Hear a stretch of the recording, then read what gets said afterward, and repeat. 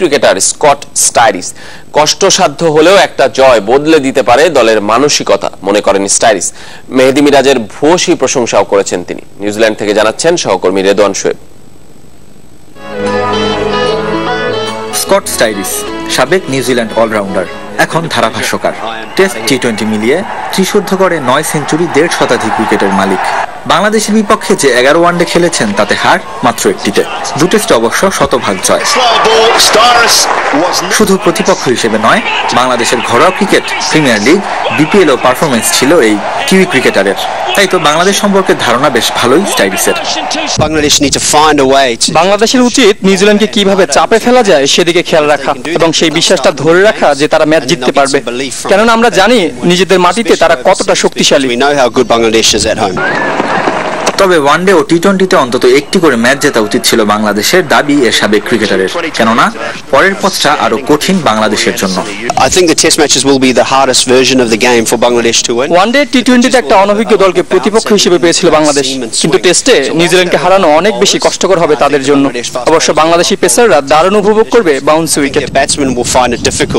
ইংল্যান্ডের বিপক্ষে টেস্টে জয়নায়ক মেহেদী হাসানের প্রশংসা ঝরেছে স্টাইরিসের কণ্ঠে। আমি দেখেছি সে কিভাবে ইংল্যান্ডকে বিধ্বস্ত করেছে। বাংলাদেশের তরুণ ক্রিকেটাররা দারুণ করছে। দেখতে চাই এই ধরনের কন্ডিশনে ওরা কতটা কার্যকর হবে। তবে এটাও সত্য যে বাংলাদেশের বোলিং অ্যাটাক আগের চেয়ে অনেক বেশি শক্তিশালী। Redwan Shoaib, channel 24, Wellington, New Zealand. নিউজিল্যান্ডের বিপক্ষে সিরিজে দল হিসেবে বাংলাদেশ ভালো না খেললেও সুসংবাদ সাকিব আল হাসান এবং মোস্তাফিজুর রহমানের জন্য। ওয়ানডে সেরা অলরাউন্ডারের হারানো মসনদ ফিরে পেয়েছেন সাকিব আল হাসান, টপকে গেছেন শ্রীলঙ্কার অ্যাঞ্জেলো ম্যাথিউসকে। সাকিবের রেটিং পয়েন্ট 377, ম্যাথিউসের 335। টি20তে এখনো তালিকার 2 নম্বরে সাকিব। তবে টেস্টে সুযোগ থাকছে অশ্বিনকে টপকে অলরাউন্ডারদের তালিকায় শীর্ষে ওঠার। আর প্রথমবারের মতো টি20 র্যাঙ্কিং এ সেরা 10-এ স্থান করে নিয়েছেন কাটার মাস্টার মোস্তাফিজুর রহমান। 10 ধাপ উপরে উঠে এখন তার অবস্থান 10-এ। 11তে সাকিব। নিউজিল্যান্ডের বিপক্ষে 3 টি20 2টিতে খেলে 1 উইকেট নিয়েছেন ফিস।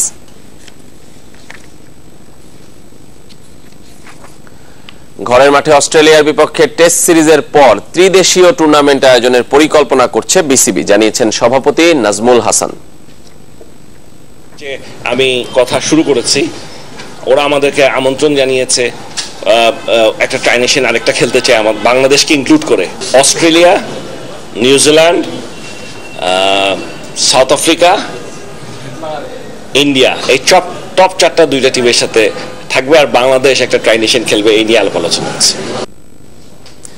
বাংলাদেশ চ্যাম্পিয়নশিপ লিগের খবর জানাবো। চ্যাম্পিয়ন হয়েছে ইয়ংম্যানস ক্লাব ফকিরপুর। লিগের শেষ ম্যাচে 2-1 গোলে হারিয়েছে চট্টগ্রাম মোহামেডানকে। এর ফলে ইয়ংম্যানস ক্লাব চ্যাম্পিয়ন আর Saif sporting club runners up হয়ে উঠল বাংলাদেশ প্রিমিয়ার লিগে।